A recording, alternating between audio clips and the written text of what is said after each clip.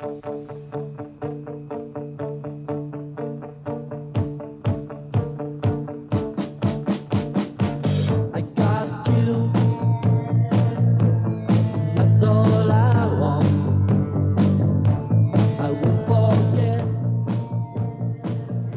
I'm Byrne Bernard. I'd like to take you backstage at the Byrne Meadowlands Arena in New Jersey for a conversation with Neil Finn and Tim Finn of Split Enz.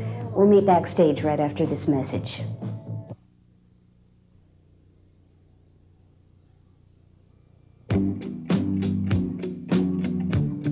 Offstage with the New Zealand band Split Enz, I asked Neil Finn if it's hard for a band to break in New Zealand and Australia. It's a lot easier for a new band to smash through these days than it was like 5 years ago. Is through the aid of very cooperative and very supportive media over there. The whole business is buzzing over there at the moment because there's so many bands doing well, so new bands are getting signed up, and in some cases that might be disastrous, but at least it means there's a nice stream of young bands emerging all the time over there. It's great. It's a long distance from New Zealand and Australia to England, Europe, the US. You have to really have a lot behind you, though, I suppose, as far as a record company. It's a leap of faith as much as anything, especially for New Zealand bands. There's never ever been a New Zealand band that's been big on the international scene. We've come the closest. I mean, rock and roll has been going for 25 years or whatever. So it's taken that long for one band to even get on the first rung of the ladder. Australia's produced a few great bands. The Easy Beats are one, although they really only had a handful of great hits, but enough to make them a legendary band.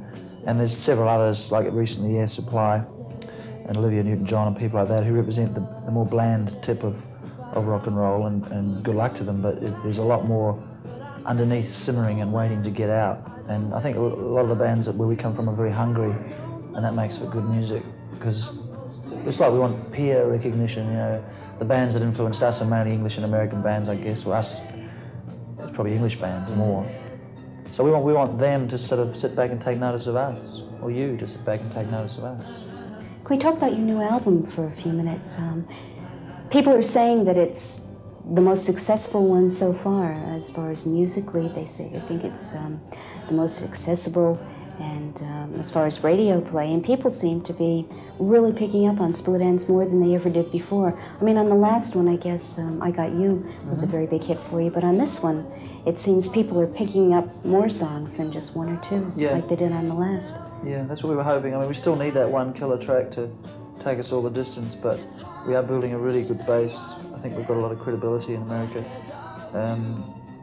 And when we do finally deliver the record, which is, I mean, the next album is important for us, but this album, Waiata, has had more depth, I think, than True Colours. It's showed a few more areas that we could move into, and then next time around we're going to, I think, deliver our meisterwork for that year anyway.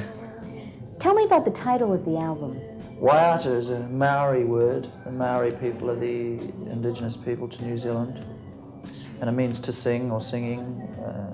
I think it also loosely means to dance or celebrate things generally. The Maori people have a lot of music. Their culture is very alive in New Zealand. Everyone in New Zealand has Maori friends. The two races are quite shared.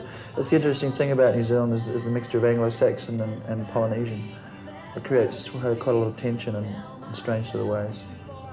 Because the two just don't mix when you think about it. You know, you couldn't find two more opposite cultures. I'm Byrne Bernard. We'll have more conversation with Split Enz next time.